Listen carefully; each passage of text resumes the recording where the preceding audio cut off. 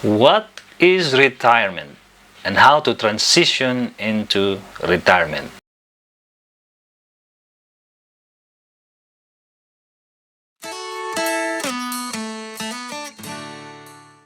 Retirement is a practice of leaving one's job reaching a certain age. This concept or practice has been around since the 18th century, beginning the Roman Empire. Sa Pinas, pag nagtatrabaho ka sa gobyerno, talagang nakatakda sa batas ang retirement age. At present, the optional retirement age for government employees is 60 and the compulsory retirement age is 65. Retired government employees will then receive pension from the government. Ako naman bilang isang OFW, I wanted to retire at age 50. Inshallah. Okay, not necessarily that I will not work pagdating sa Pinas. I still need to work because we need a reasons to wake up each day. Mahirap naman kasi na halimbawa, kagaya ko, I choose to retire at 50 years old, hopefully. Wala ka nang gagawin, no? Sa buhay. Of course, I will still work. But this time, I wanted to work on something I love and I'm passionate about. But the problem here is that how I am going to adjust financially. Alam naman natin na kapag OFW ka, mas mataas ng konti kahit papano ang iyong income dito sa abroad kaysa sa Pinas. So, because of this, I'm planning a 5-year transition period into retirement. So, starting this year, I'm now 45 years old and I'm planning to stop working as an OFW in 2027, hopefully.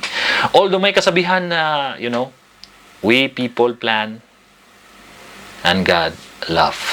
So, I just take this as a guide lang naman to my course of action in the next 5 years. This is not set on stone. Basta this is what I intend to do. So here are the things I intend to do in the next 5 years to prepare myself to retire. So this is a work in progress. I'm not saying you do this, but these were my guiding principles, and it could change over time because I need, to know what works and what will not work. So the upcoming videos on this channel will be about those adjustments that I will do in order to transition from being an OFW and then going to the Philippines for good.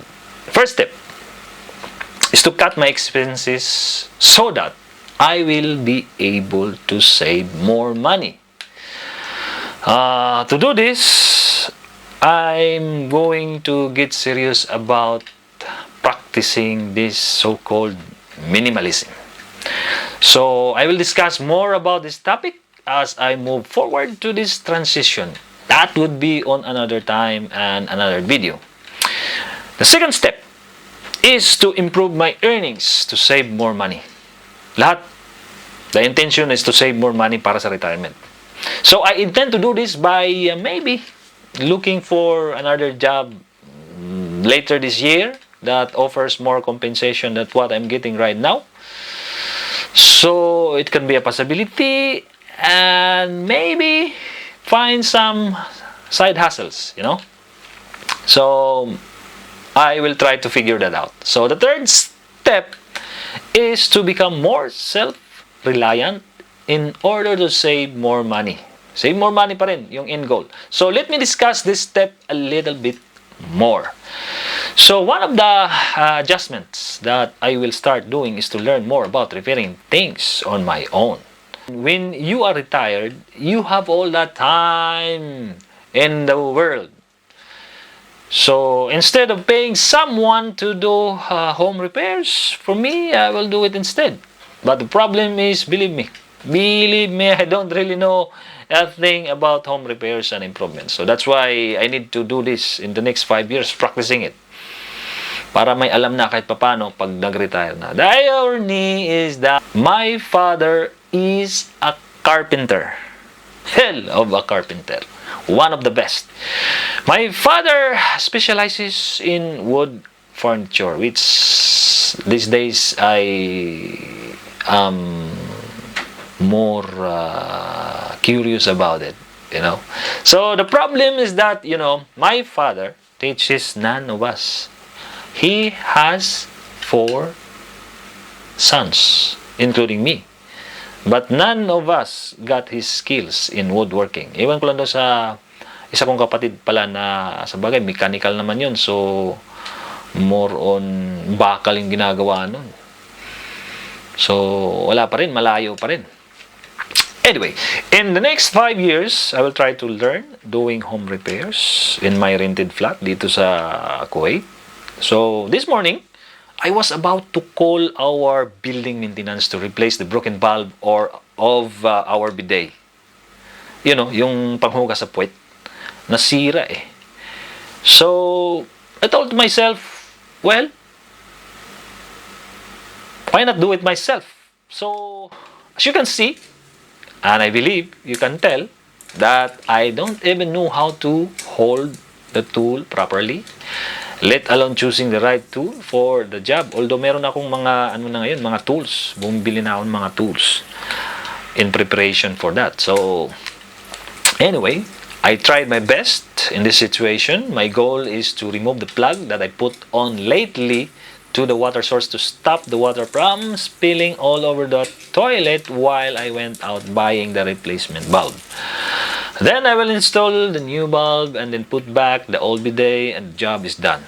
How I will do it? I don't care so much at this time.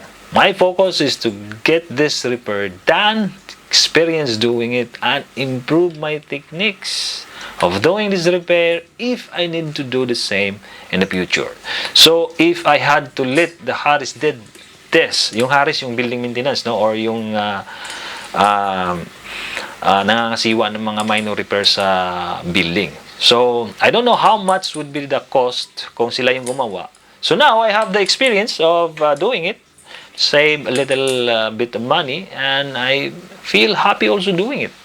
So, on the next or on the succeeding videos of this channel, you will find more about this topic because it falls about the saving money category.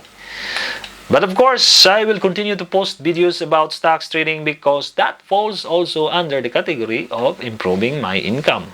That is the second step, I believe.